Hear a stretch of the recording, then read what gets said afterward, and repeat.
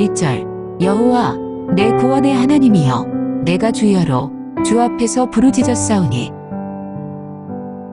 13절 여호와여 오직 내가 주께 부르짖었사오니 아침에 나의 기도가 주의 앞에 이르리이다.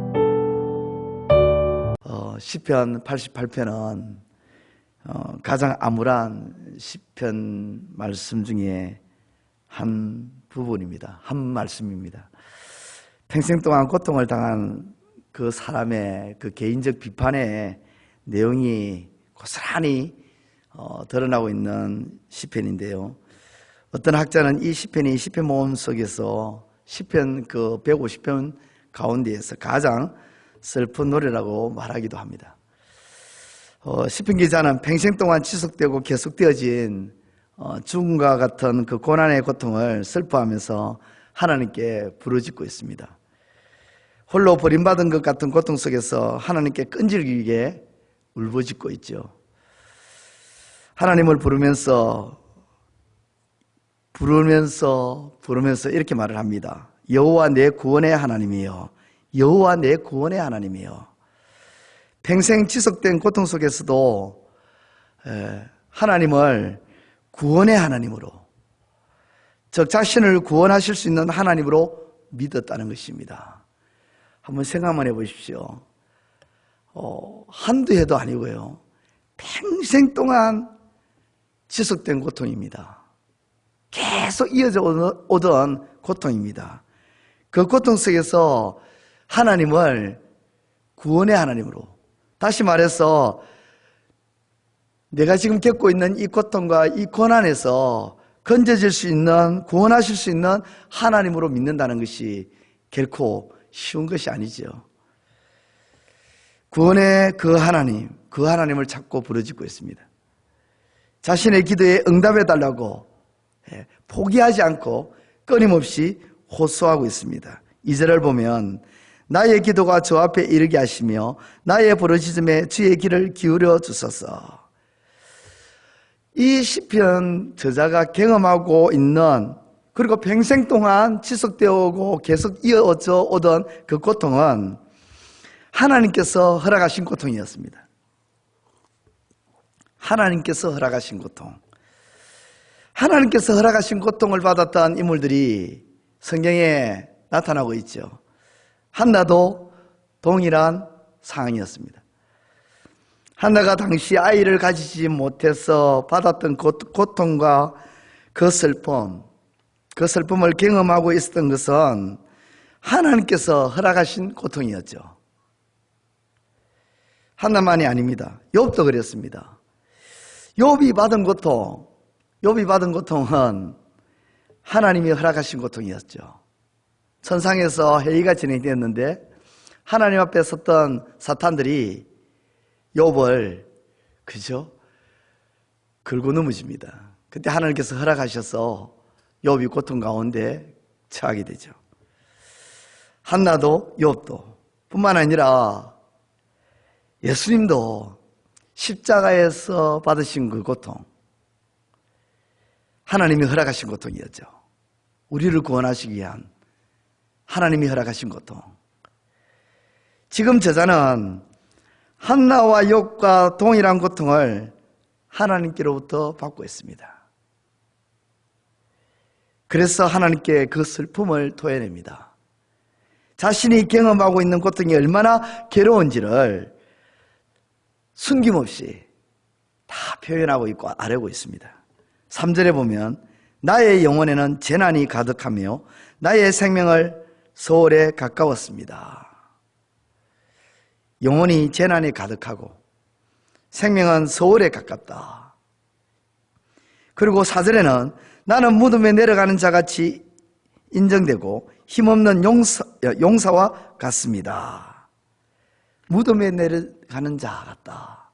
힘없는 용사와 같다.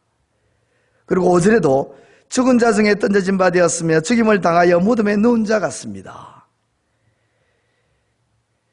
6절에는 깊은 웅덩이와 어둡고 엄측한 곳에 두셨습니다. 7절에는 주의 노가 나를 심히 누르시고 주의 모든 파도가 나를 괴롭게 하셨나이다. 8절에도 내가 아는 자를 내게서 멀리 떠나게 하시고 가정한 것이 되게 하셨습니다. 오랫동안 지속되어 온 그 고통, 평생 이어져 오는 그 고통만 해도 힘든데요, 8절에는 이렇게 표현되어 있어요. 내가 아는 자를 내게서 멀리 떠나게 하셨다. 또 외롭게 되어버린 거예요. 고통도 고통뿐만 아니라 외로움마저도 왔습니다. 곤란으로 말미암아 내 눈이 시하였나이다. 16절에는 진노가 내게 넘치고 주의 더러움이 나를 끊었습니다. 18절에는 사랑하는 자와 친구를 멀리 떠나게 하시며 내가 아는 자를 흑암에 두셨습니다. 시편 88편은 모두 18절로 되어 있습니다. 그런데 제가 지금 언급한 구절만 해도 9절입니다. 이 9절이 고통에 대해서 신음하고 있고 고통에 대해서 그 괴로움을 토로하고 있습니다. 그만큼 큰 고통 속에 처해 있었다는 것입니다. 이런 상황에서 시편의 저자는 무엇이 소망이었겠습니까? 유일한 소망이 무엇이었을까요? 내가 이렇게 차라리 이 고통 속에 사느니 그냥 죽는 게 낫겠다 하면서 자살하는 것이 소망이었을까요? 그런 분들 있잖아요. 유명한 스타들 중에는 너무 하루하루 살아가는 것이 너무 힘들고 고통스러우니까 자결을 해버리잖아요. 그죠? 자살을 하고. 근데 시편 저자는 이런 힘든 고통 속에서 그가 가졌던 유일한 소망은 다른 것이 아니었습니다. 하나님께서 그의 기도를 듣고 고난에서 건져 주실 것이다. 내가 비록 평생 동안 이런 고통을 가지고 왔지만, 이 고통 속에 살아왔지만, 내가 알고 있는 그 하나님은 구원의 하나님이시다. 그렇기 때문에 이 고난과 이 고통 속에서 언젠가는 반드시 나를 건져주시고 구원해 주실 것이다. 그걸 믿고 확신하면서 지금의 그 고통 속에서 기도하고 있더라는 것이죠. 13절을 보면 이렇습니다. 여호와여, 오직 내가 주께 부르짖었사오니 아침에 나의 기도가 주의 앞에 이르리이다. 오직 내가 주께 부르짖었사오니, 이 말씀 안에 이 저자의 심정이 담겨 있습니다. 내가 비록 이런 고통 속에 있지만 나는 다른 그 어떤 것에도 의지하지 않고 오직 주께만 부르짖었습니다.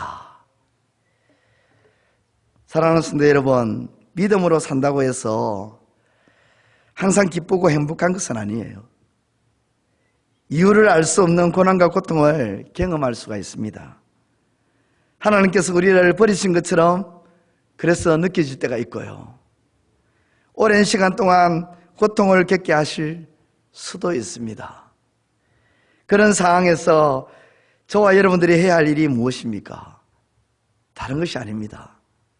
구원의 하나님께 기도해야 됩니다.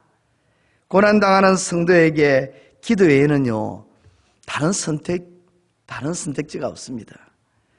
우리를 고통 속에서 구원하실 분은 오직 하나님밖에 없습니다. 하나님만이 유일한 소망입니다. 그러므로 낙심하지 마시고 포기하지 마시고 구원의 하나님께 기도하시는 저와 여러분들이 다 되시기를 주님의 이름으로 축원드립니다. 예수님도 겟세마네 동산에서 기도하셨습니다. 가장 고통스럽고 암울한 순간에 하나님을 의지하며 기도하셨습니다. 하나님께 부르짖었죠. 하나님의 버림을 받는 그 고통의 순간에, 십자가에서 버림을 당하시고 생명이 끊기는 그 순간에도 하나님께 어떻게 했습니까? 부르짖었습니다. 오직 하나님만 찾았습니다. 그리고 하나님께서 예수님을 무덤 가운데서 일으켜 세우셨습니다. 다시 말해 주님의 기도에 하나님께서 응답해 주셨다는 것입니다. 오래 지속되는 고통을 통과할 때 하나님께서 우리의 기도를 들으신다는 확신을 붙잡고 기도하시는 저와 여러분 되시기를 주님의 이름으로 축원드립니다. 왜냐하면 하나님은 반드시 우리의 신음과 고통을 들으시고 구원해 주시는 구원의 하나님이시기 때문입니다. 그러므로 오늘도 이 새벽에 하나님께서 우리의 기도에 응답하실 줄 믿고 인내하면서 기다리면서 기도에 힘쓰시기를 우리 주님의 이름으로 축원드립니다. 기도드리겠습니다. 이제 오늘 받은 말씀으로 함께 기도하겠습니다. 첫째, 우리의 삶 속에 있는 고통은 때론 하나님께서 허락하신 고통일 때가 있음을 기억하며 하나님을 바라보게 하소서.